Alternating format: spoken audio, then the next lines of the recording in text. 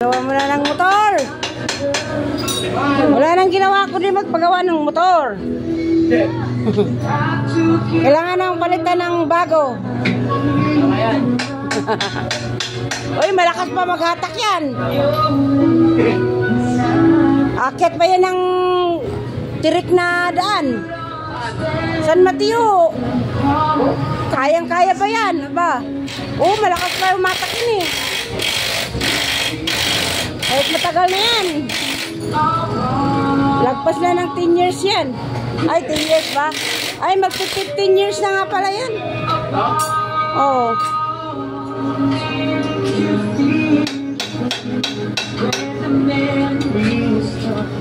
Guys, sinira ni Rick yung motor ko, guys, oh.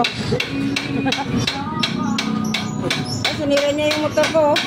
Tapos, binalik niya rin naman niya. Inayos rin naman niya uli, oh. Ay, kung nasira yung mga motor mo dyan. Dito kayo magpagawa, oh. Magaling yan. One click lang.